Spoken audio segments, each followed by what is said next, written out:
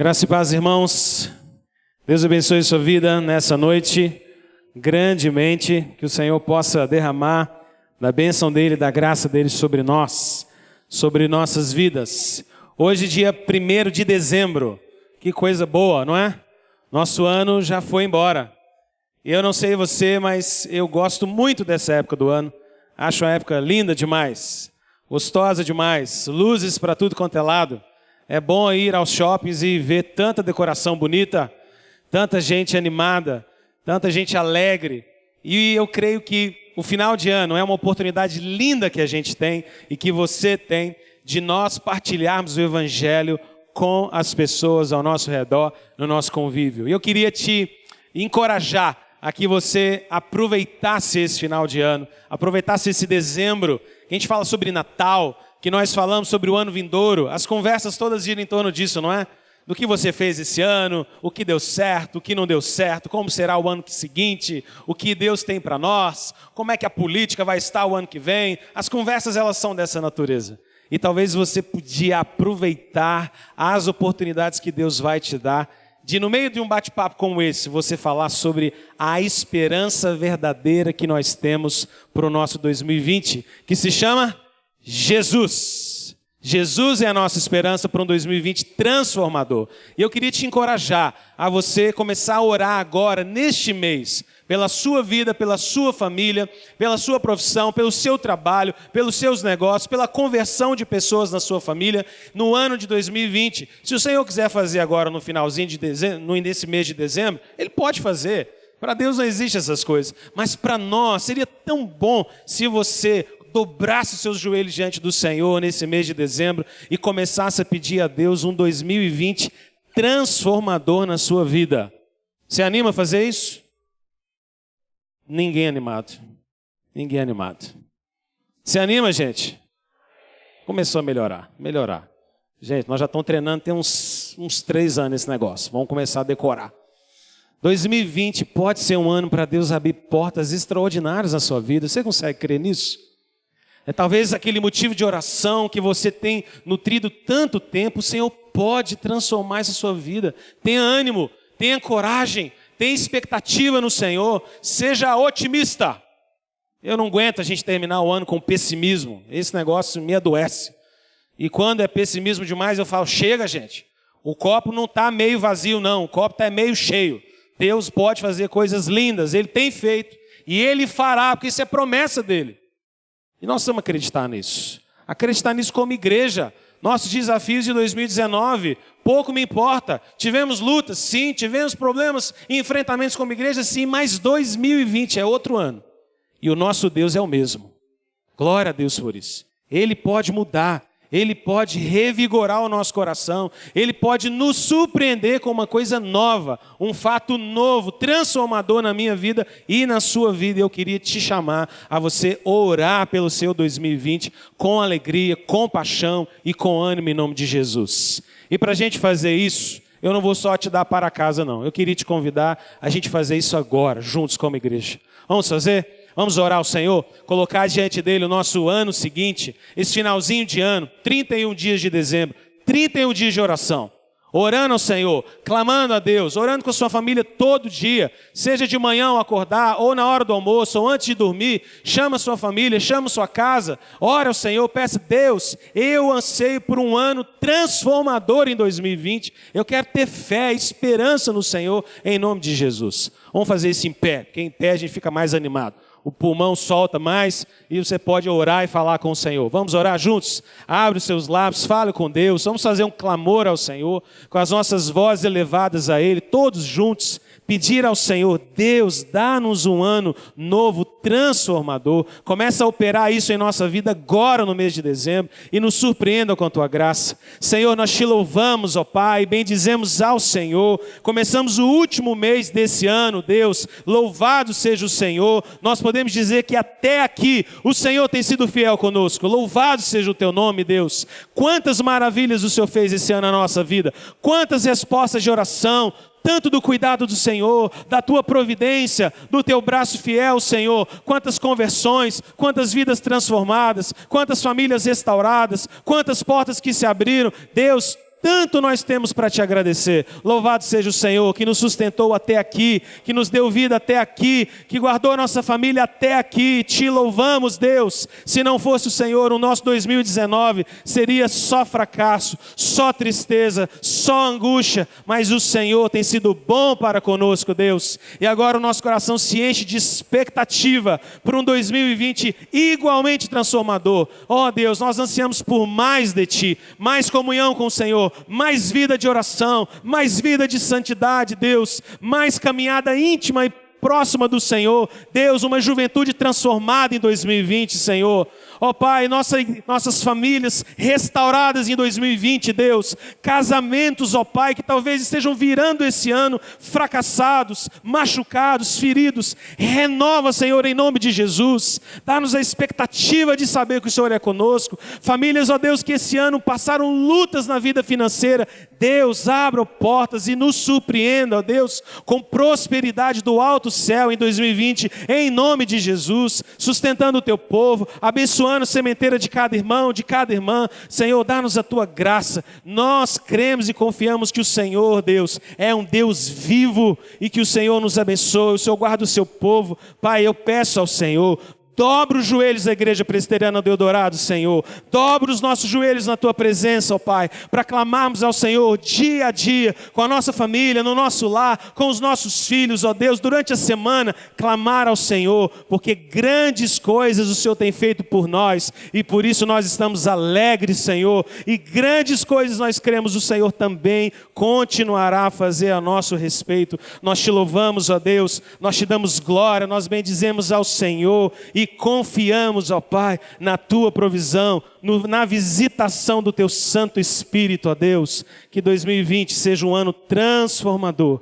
um ano, Deus, de notícias que alegram o nosso coração, um ano de colheita, ó Deus, inesperada por nós, porque o Senhor tem sido fiel a cada dia e jamais nos abandonará, jamais nos deixará. Nós Te louvamos, bendizemos e Te, ó Deus, agradecemos nessa noite, no nome santo e precioso do Senhor Jesus. Amém. Amém. Pode sentar-se, querido.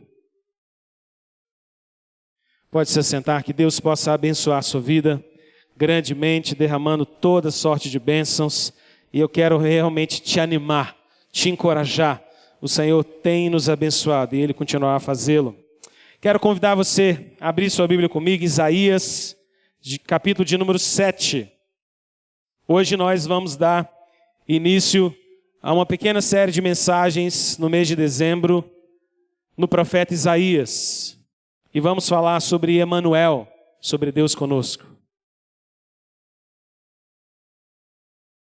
Começamos o mês do Advento, o mês do Natal, que nós celebramos esse dia com alegria, com festa, não porque o Senhor Jesus tenha nascido exatamente no dia 25, mas porque nos apropriamos dessa data como uma oportunidade tão linda de poder anunciar para o mundo a encarnação, a salvação em Cristo Jesus e o nome glorioso do Senhor. Natal é uma oportunidade maravilhosa que nós temos de dizer para o mundo que o consumismo não é o bastante. O consumismo não é um caminho de vida, só Jesus é. Só o Senhor Jesus é. Isaías 7, versículo de número 10. Abra sua Bíblia comigo, por favor. Nós vamos ler a palavra do Senhor, versículo de número 10 até o versículo de número 16. Diz assim a palavra do nosso Deus: E continuou o Senhor a falar com Acaz, dizendo: Pede ao Senhor teu Deus um sinal, quer seja embaixo nas profundezas, ou em cima nas alturas. Acaz, porém, disse: Não pedirei, nem tentarei ao Senhor. Então disse o profeta: Ouvi agora, ó casa de Davi. Acaso não vos basta fadigardes os homens, mas ainda fatigais também ao meu Deus? Portanto, o Senhor mesmo vos dará um sinal. Eis que a virgem conceberá e dará à luz um filho, e lhe chamará Emanuel. Ele comerá manteiga e mel quando souber desprezar o mal e escolher o bem. Na verdade, antes que este menino saiba desprezar o mal e escolher o bem, será desamparada a terra, ante cujos 2 reis tu tremes de medo. Versículo de número 14. Leia comigo mais uma vez. Portanto, o Senhor mesmo vos dará um sinal. Eis que a virgem conceberá e dará à luz um filho, e lhe chamará Emanuel. Feche seus olhos. Pai santo e querido, mais uma vez nos colocamos em oração diante da tua face e agora clamamos de modo muito específico que tu nos abras os olhos, ó Deus, para que tendo a tua palavra ante os nossos olhos possamos compreendê-la e compreendê-la, ó Deus, por intermédio do teu Santo Espírito, para que à medida que saibamos as palavras do Senhor, as guardemos em nosso coração e as obedeçamos, ó Deus, com toda diligência, dedicação e esforço, porque as palavras do Senhor são vida e paz. Alimenta-nos, ó Deus, nessa noite, com um pão vivo que desceu do céu, Cristo Jesus. Amém. Irmãos, essa passagem não podia deixar de ser a primeira passagem de uma série de mensagens em Isaías, quando nós olhamos para o Natal e para o Advento diante de nós, da expectativa de falarmos a respeito do nascimento do Senhor Jesus. Isaías capítulo de número 7, versículo de número 14, é talvez o texto que sempre nos vem à mente, porque ele nos fala a respeito de Emanuel, ele nos fala a respeito de uma promessa, de um sinal, de que a virgem iria conceber e dar à luz a um filho, e esse filho se chamaria Emanuel. No Antigo Testamento havia apenas sombras de quem de fato seria Emanuel. Havia apenas expectativa de quem seria este filho da virgem que iria nascer um dia para ser o libertador da casa de Israel, para trazer paz e libertação a este povo. Quem seria esse menino? Quem seria este Emanuel? Quem é que poderia preencher os requisitos necessários para que pudéssemos ter ali então Emanuel? Quem poderia ser? Quem poderia ser? Essa passagem está num contexto interessante do capítulo de número 7 de Isaías. O capítulo de número 7, em resumo, nos conta a respeito do rei Acás e de como o rei Acás, que governava e era rei de Jerusalém, de Israel no sul, estava sob ataque da Síria e também sob ataque do próprio Israel do norte. Esses dois blocos, essas duas nações haviam se juntado contra Jerusalém e Acás estava debaixo de duro ataque e a linhagem de Davi, a descendência de Davi, que apontava para a promessa de um libertador lá na frente, estava sob ataque, estava sob perigo. Então Deus envia o seu profeta.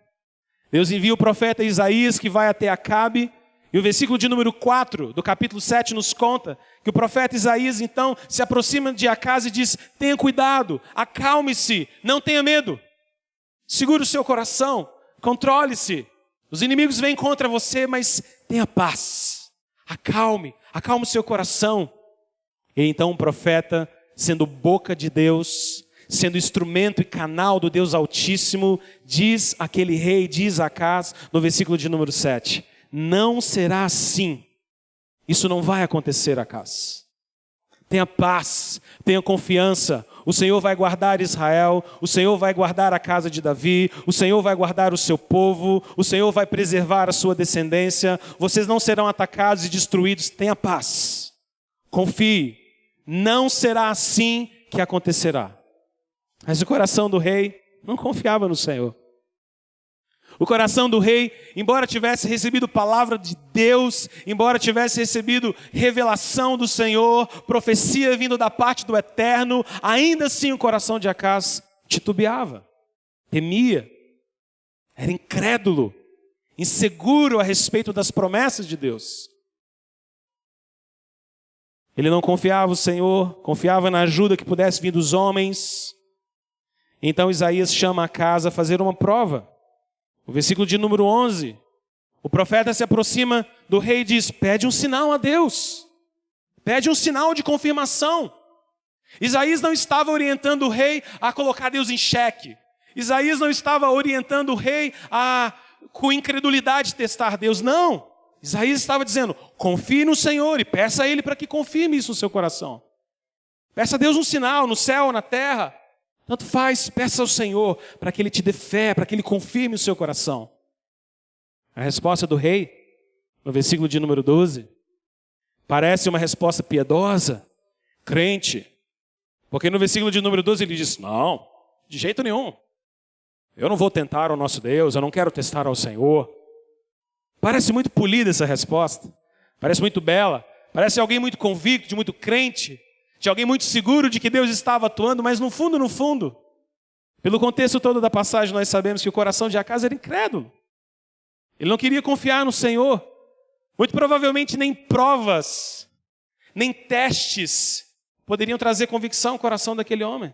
Se um profeta da parte de Deus, se um profeta como Isaías, sendo boca do Deus Altíssimo, estava dizendo a ele claramente, não acontecerá dessa forma. E ainda havia incredulidade no seu coração. Acas não pede um sinal ao Senhor, age com falsa piedade, prefere não provar ao Senhor. E então o profeta diz, no versículo de número 13, então ouça agora, casa de Davi. Ouça agora. Porque vocês estão fatigando Deus. Vocês estão testando a paciência do Senhor com a incredulidade do coração de vocês. E agora, o próprio Deus é quem dará um sinal a vocês. Se vocês não confiam, então o próprio Deus lhes dará um sinal. Um sinal que é a esperança para Israel e é a esperança para todos os povos. Um sinal sobre esperança eterna. Deus dará um sinal de uma esperança que não pode falhar, de uma esperança que não falta, de uma esperança que não volta atrás. Deus vos dará um sinal a respeito de Emanuel, aquele que habitará entre vós e será Deus convosco. Então o profeta entrega essa revelação e esse sinal no versículo de número 14, dizendo, a virgem conceberá e darás um filho e lhe chamará Emanuel. Esse é o sinal mais extraordinário que Deus poderia nos dar. Porque Emanuel significa Deus conosco. Emanuel significa que o próprio Deus se manifestaria no meio do seu povo, de que o próprio Deus habitaria no meio do seu povo, de que o próprio Deus andaria conosco, estaria presente ao nosso lado, de que o próprio Deus lutaria as nossas batalhas, venceria as nossas guerras, estaria à nossa frente e nos faria entrar no tesouro da herança eterna dos santos. A promessa de Emanuel é a promessa da presença mais singular e especial que eu e você podemos vivenciar, a presença de Deus ao nosso lado. Porque, querido, no final das contas, a minha salvação e a sua salvação consiste basicamente em Deus estar conosco. O que é a vida eterna se não Deus conosco? O que é a vida eterna se não habitar com Deus para sempre? O que é a vida eterna e a expectativa que nós temos no dia final, se não nos encontrarmos com o Senhor Jesus nas nuvens com poder e glória e para sempre vivermos com Ele? A vida eterna tem a ver com estar com Deus. E essa promessa começa a se cumprir no Emanuel. Mas é interessante porque esse texto, então, nos faz pensar sobre a maravilhosa notícia, o maravilhoso sinal de quem é esse Emanuel. Porque só uma pessoa pode preencher esses requisitos. E você sabe exatamente quem é. Só Jesus pode preencher os requisitos. Para Israel isso ainda era sombras. Para Israel isso ainda era expectativa. Para o profeta isso ainda era meio nebuloso. Quem será esse Emanuel? Quem será esse servo do Senhor? Mas para nós não há mais escuridão, para nós não existe mais sombras, para nós não existe mais dúvidas. Para nós, Emanuel é Deus conosco, e Deus conosco é Jesus na nossa vida. Ele é Deus habitando entre nós. Ele é a presença viva e poderosa do Senhor que nós afirmamos como igreja. Ele é o nosso cabeça, nós somos o seu corpo. Ele é um Deus presente. Nunca te deixarei, jamais te abandonarei. Eu estarei convosco todos os dias até a consumação dos séculos, diz o Senhor Jesus. Ele é presente no meio do seu povo por intermédio do seu Espírito Santo, de tal forma que eu e você temos comunhão com Ele. Mas eu queria que você olhasse para esse texto e percebesse comigo algumas verdades a respeito de Emanuel. Porque não poderia ser ninguém exceto Jesus. Não poderia ser nenhum outro exceto Jesus. Só Jesus preenche esses requisitos. Primeiro, eu queria que você pensasse comigo que não poderia ser ninguém exceto Jesus, porque só Jesus nasceu de maneira miraculosa de uma virgem pura. Só Jesus é aquele que nasceu por uma concepção milagrosa, miraculosa, inexplicável aos olhos dos homens. Jesus foi concebido sem pecado, sem mácula, sem sujeira. Jesus foi concebido quando Maria foi tomada pelo poder do Espírito Santo de Deus e coberta pela sombra do Onipotente, e o próprio Deus fez gerar e nascer no seu ventre um ente santo que nós chamamos de Jesus. Jesus não tem mácula, ele não conheceu pecado, ele não participa da nossa natureza pecaminosa, enquanto ele tenha se feito homem, habitado entre nós, e ele é homem verdadeiro e homem para sempre. Esse Jesus não possui pecado, nele não há mancha. 2 Coríntios capítulo 5, versículo 21, diz que aquele que não conheceu o pecado se fez pecado por nós. Quando nós olhamos para Jesus, não há nenhuma marca de sujidade, ele é puro, ele é perfeito, ele é imaculado. Hebreus 7, 26 diz que convinha a nós um sumo sacerdote santo, inocente, imaculado e separado dos pecadores. Jesus se fez homem, Jesus habitou entre nós, Jesus nasceu da Virgem por ação sobrenatural do Espírito de Deus e nele não há nenhum pecado. É por isso é nosso exemplo perfeito, é por isso ele é a medida perfeita, é por isso é que ele é o alvo, o foco e o centro do Evangelho. Ninguém exceto Jesus poderia ser Emanuel, porque Emanuel era filho de uma virgem que concebeu por intermédio do Espírito Santo. Mas esse texto nos ensina ainda uma outra verdade importante. Ninguém exceto Jesus poderia ser chamado de Deus conosco. No Antigo Testamento nós tivemos vários libertadores. Nós tivemos vários patriarcas, homens importantes, mulheres importantes. Nós tivemos Abraão, tivemos Isaac, tivemos Jacó, tivemos José, tivemos juízes como Sansão, como Débora, como Jefté, tivemos homens como Samuel, como Davi, instrumentos de Deus, libertadores, que lideravam o povo do Senhor, que mostravam a direção a seguir, mas nenhum deles poderia receber o nome de Emanuel, porque só Jesus e ninguém mais é Deus conosco. Nós vimos a glória do próprio Deus Pai em Jesus, irmãos. João capítulo 1, versículo 14 diz: e o Verbo se fez carne e habitou entre nós, cheio de graça e de verdade, e vimos a sua glória, glória como do unigênito do Pai. Quando nós olhamos para Cristo, nós encontramos a glória de Deus. Quando nós meditamos na beleza de Cristo, nós meditamos na beleza de Deus. Quando nós olhamos para a sua santidade, para o seu esplendor, para a sua moral, para o seu coração reto, para a sua justiça, nós estamos contemplando aquilo que é perfeito. Não existe perfeição maior do que aquela que eu e você podemos encontrar visivelmente em Jesus de Nazaré. Ele é perfeito. É o próprio Senhor Jesus que diz em João 14, versículo de número 9, quem vê a mim, vê o Pai. Quem olha para mim, vê a glória do Pai. Quem conversa comigo, conversa com o próprio Deus. Quem tem parte comigo, tem parte com Deus. Quem tem comunhão comigo, tem comunhão com Deus. Porque Jesus é o próprio Senhor. Ninguém, exceto o Senhor Jesus, pode ser chamado de Deus conosco. Ninguém, exceto Ele, pode manifestar a nós a visível, a verdadeira e poderosa verdade a respeito do Senhor. Essa é uma terceira verdade que eu queria que você aprendesse nesse texto. Esse texto também nos ensina que ninguém, exceto Jesus, poderia ser chamado de Deus homem. Ele é Emanuel, Ele é Deus conosco, mas ele foi concebido por mulher. Jesus é 100% Deus, mas ele também é 100% homem. Você não tem duas pessoas diferentes. Não é um Jesus Deus e um Jesus humano. Não é isso.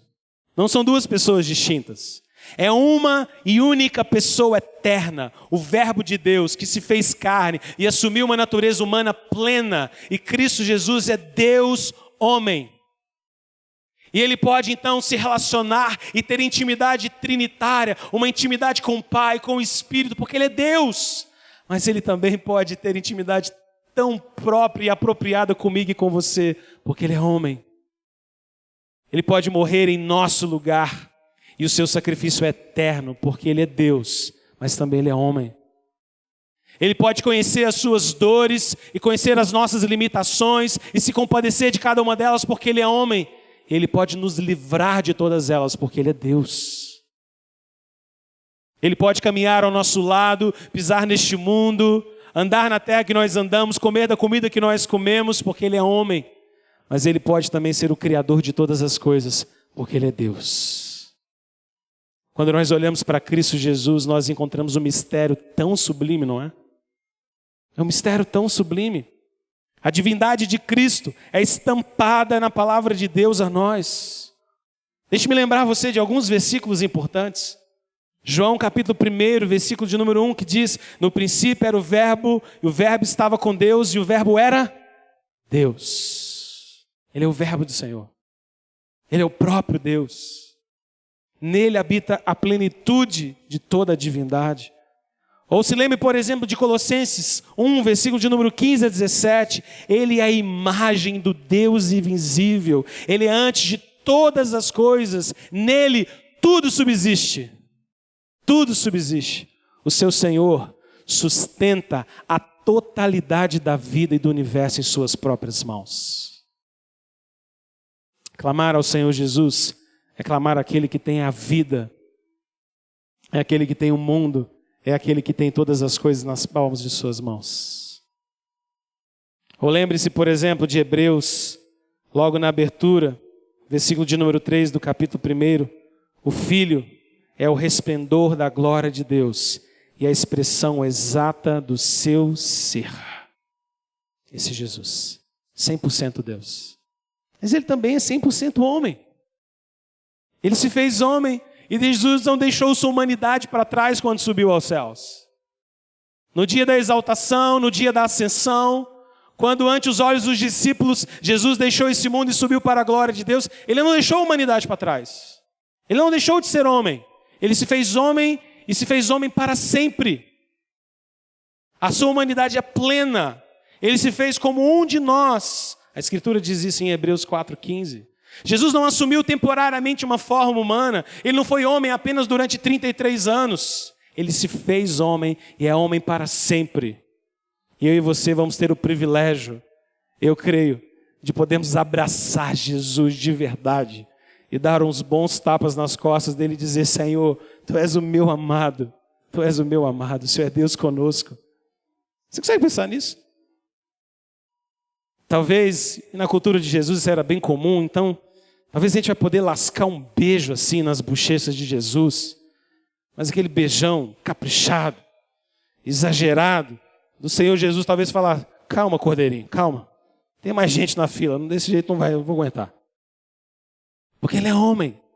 Do mesmo jeito que nós o vimos subir aos céus, exaltado para sentar na destra de Deus Pai na glória, nós o veremos descer das nuvens para buscar a sua igreja gloriosa. A ressurreição de Jesus é a base da nossa ressurreição. O corpo glorificado de Jesus é a base para o nosso corpo glorificado.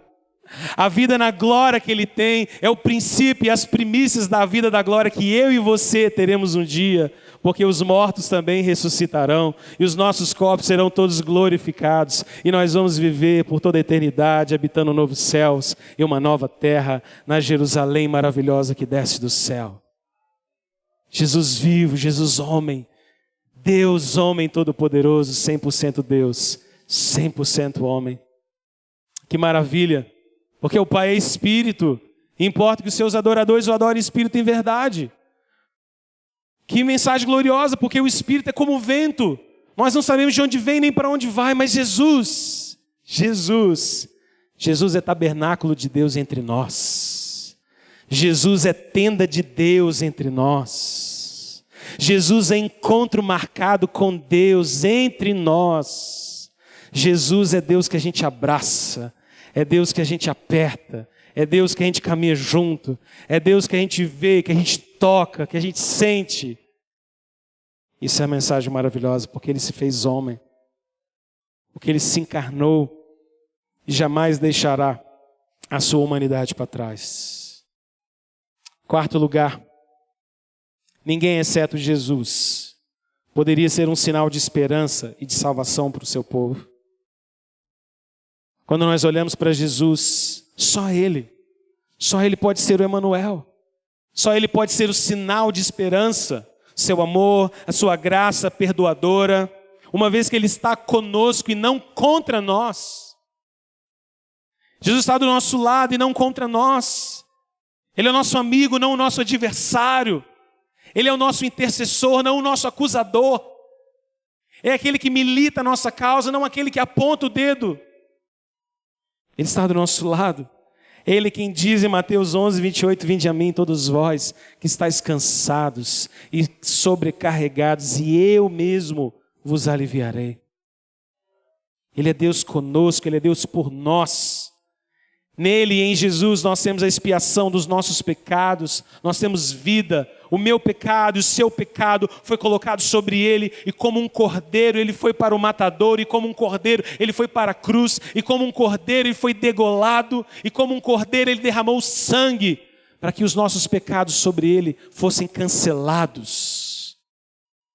E em Jesus nós temos vida, mas Ele foi traspassado por causa das nossas transgressões, Ele foi esmagado por causa das nossas iniquidades, e o castigo que nos traz a paz estava sobre Ele, e sobre suas feridas nós somos sarados. Ninguém, exceto Jesus, pode ser a esperança de Emanuel, Deus conosco. O mundo pode colocar esperança em tantos outros, mas só Jesus é a esperança da glória. Só Jesus é a esperança que não falha. Nesse dezembro, talvez eu e você possamos lembrar a quantos o Senhor nos der a oportunidade de que toda e qualquer outra esperança que nós tenhamos neste mundo, inevitavelmente fracassará. Mas quando nós colocamos nossa esperança firme em Emanuel, Jesus, Deus conosco, essa é a esperança que não falha. Você é testemunha viva disso, não é? Eu e você somos testemunhas vivas de que o Senhor é conosco. Ele tem sido conosco e Ele será conosco para todo sempre. Mas eu queria terminar essa mensagem apelando ao seu coração. Apelando ao seu coração a respeito de algumas atitudes que eu e você precisamos ter a respeito de Jesus. Porque se Ele é de fato Deus conosco, eu e você precisamos responder à altura disso. Primeiro, eu queria que você guardasse o seu coração. Se Jesus é Deus conosco, então nós precisamos amá-lo. Se Jesus é Deus conosco, nosso coração precisa se dirigir a Ele e a Ele exclusivamente. Se Ele é Deus conosco, Ele precisa ser o nosso amor maior. Nada neste mundo deve receber o nosso amor de maneira tão enfática ou mais enfática do que Jesus. Ele precisa ser o nosso amor maior. Se Ele é Deus conosco, não há nada neste mundo que nós devemos amar mais. Nem a nossa família, nem os nossos filhos, nem os nossos bens, nem as nossas conquistas. Nada disso deveria ocupar o lugar e o amor que eu e você precisamos dedicar ao Senhor Jesus, porque Ele é a nossa esperança, Ele é Deus conosco, Ele é o alvo da nossa vida. Se de fato Ele é o Emanuel, nós devemos amá-lo de todo o nosso coração.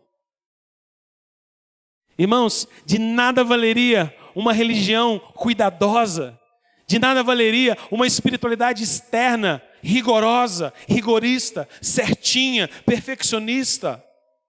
De nada valeria se eu e você caminhássemos de maneira cuidadosa, não cometendo nenhum erro, vigiando os estereótipos e as aparências cristãs, se eu e você não tivermos amor por Cristo no nosso coração. Sem amor, a nossa religião é vazia. Sem amor, a nossa religião é vã. Segundo lugar, se Jesus é Emanuel, se Ele é Deus conosco, então nós devemos também obedecê-lo. É o próprio Senhor Jesus que nos ensina: aquele que tem os meus mandamentos e os guarda, este é o que me ama. A prova mais inquestionável de que nós amamos o Senhor Jesus é a nossa obediência. Evangelho sem obediência não é evangelho. Espiritualidade sem obediência não é evangelho. Faz barulho, mas não manifesta transformação. A verdadeira santidade que Deus espera de nós, o verdadeiro compromisso e a resposta que o Senhor espera de mim e de você diante de Jesus é obedecermos ao Senhor Jesus. Essa época de Natal é engraçado porque todas as pessoas dizem amar Jesus. Não sei se você já teve essa percepção. A gente conversa com as pessoas e nós brasileiros, nós somos bonachões por natureza, né? E aí alguém fala assim, Deus abençoe, e a pessoa responde, amém todos nós. Amém todos nós. Não é? E a gente fala, Jesus te abençoe também. Que o menino Jesus seja com você. E frases assim, não é? Aparentemente, todo mundo gosta de Jesus no Natal. Mas o verdadeiro amor a Cristo só se configura como real quando eu e você obedecemos ao Senhor Jesus. Quando há obediência da nossa parte. Quando nós nos submetemos a Jesus plenamente. Não basta Jesus ser o Salvador da sua vida. Ele é também o seu Senhor, ou Ele não é nada. Ou Ele é o dono, ou Ele não é nada. Ou Ele governa a nossa vida, ou Ele é apenas um nome que faz parte da nossa vida. Ou Ele dirige o nosso coração, nossas decisões, nossa vida, nossa família. Ou Jesus é apenas um slogan de Natal. Nada mais que isso. Se Ele é Deus conosco, nós devemos obedecê-lo verdadeiramente. Terceiro lugar, se Jesus é Deus conosco, então nós devemos confiar nele. Você confia no Senhor Jesus? Confia? Confia mesmo?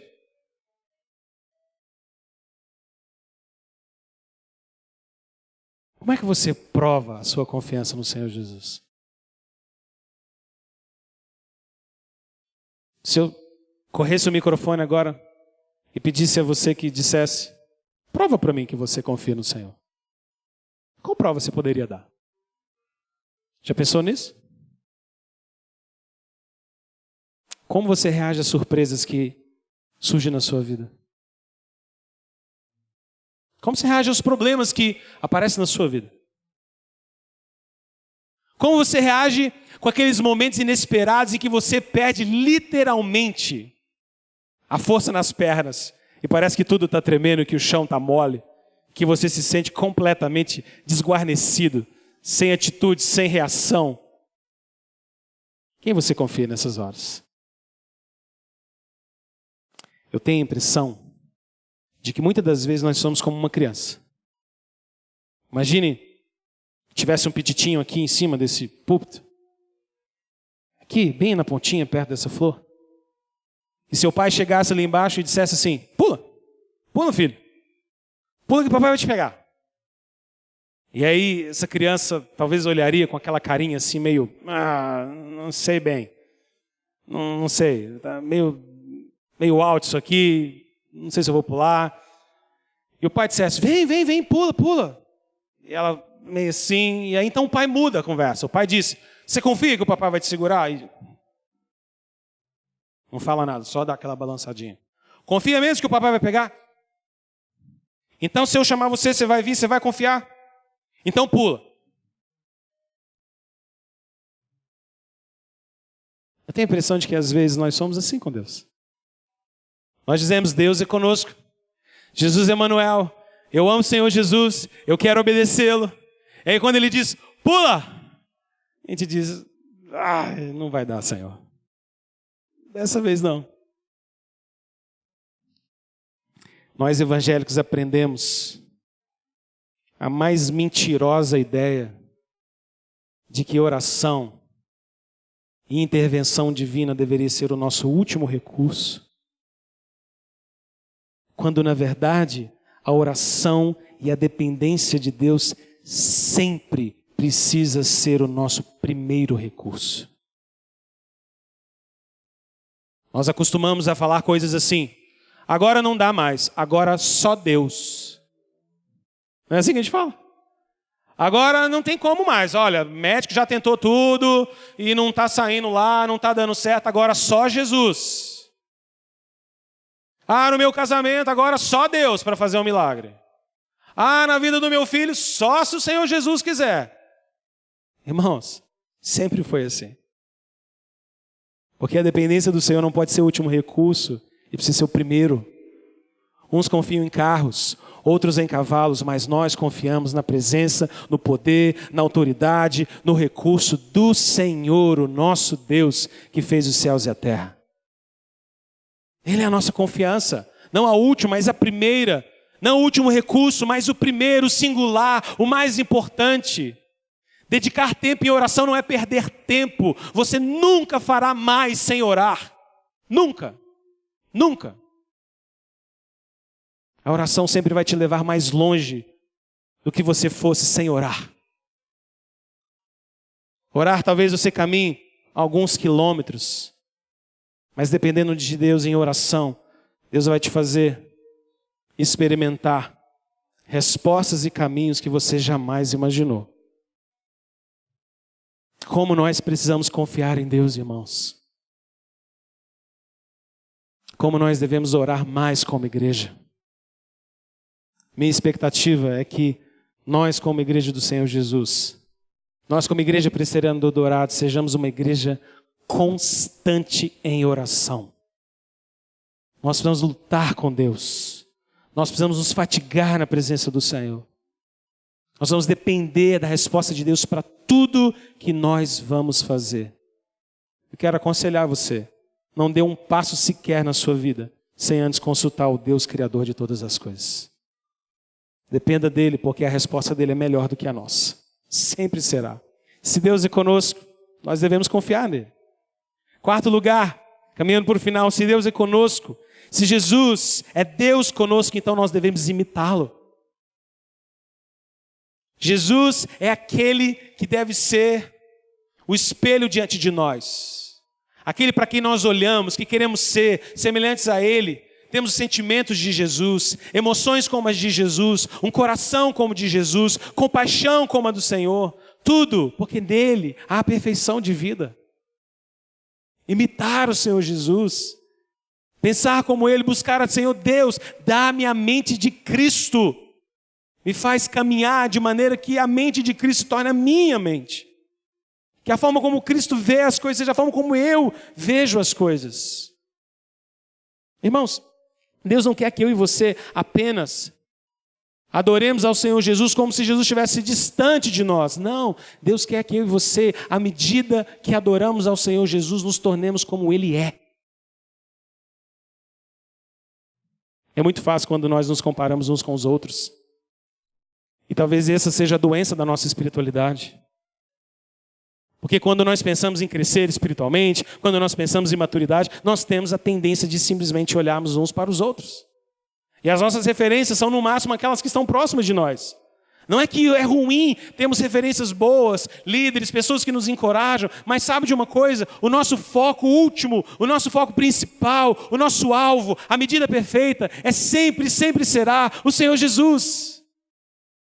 Porque senão eu e você corremos o risco de nos satisfazermos com pouco, ou nos satisfazermos com uma espiritualidade pífia, pequena, diminuta, ao invés de olharmos para Jesus, em quem a plenitude de toda a santidade e a beleza de Deus está estampada.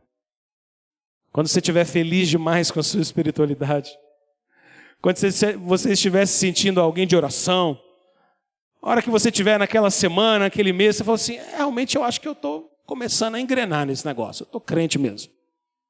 Eu estou bacana, estou achando que eu estou bom. Olhe para Jesus. Olhe para Jesus e talvez você fale, Senhor, eu tenho tanto que melhorar ainda. Senhor, há tanto em mim que desagrada ao Senhor. Se Ele é Deus conosco, devemos imitá-lo. E por último, para nós terminarmos, se Jesus é Deus conosco, irmãos, nós devemos adorá-lo. Nós devemos adorá-lo. Eu queria que você, querido, e eu falo isso de maneira muito apelativa, cheia de expectativa, de que você responda isso. Não sejamos um povo que adora o Senhor Jesus apenas aos domingos aqui na nossa igreja. Torne a adoração algo cotidiano na sua vida. Eu podia perguntar aqui, pedir para você levantar a mão, de quantos entre nós têm um compromisso de regularmente dedicar um tempo em família para o Senhor? E talvez a resposta fosse mediana, talvez não tão abundante assim. Porque às vezes nós conseguimos adorar o Senhor em 1 ou 2 momentos, mas nos esquecemos de viver uma vida de adoração ao Senhor. Deixe-me dizer uma coisa muito fundamental para você. Eu agora queria dizer em especial aos nossos pais. Não existe nada, absolutamente nada, nenhum investimento mais importante a você fazer na vida dos seus filhos do que ensiná-los todos os dias a palavra de Deus. Nada, absolutamente nada. Você pode fazer uma poupança para o seu filho, colocar um dinheirinho todo mês durante 20 anos. Você pode comprar um carro quando ele fizer 18. Você pode bancar a faculdade. Você pode pagar o melhor cursinho. Você pode ser um grande exemplo de santidade na igreja, mas se você não levar a palavra de Deus para o meio da sua casa, para a vida dos seus filhos, se você não instaurar uma espiritualidade viva e coerente dentro do seu lar, se você não semear, investir na vida dos seus filhos, você investiu errado. Você desperdiçou tempo. Porque a nossa adoração não pode ser circunscrita a um dia da semana. A nossa adoração precisa ser diária. Precisa ser diária. E nós nos assustamos o quanto Deus começa a fazer na vida dos nossos filhos.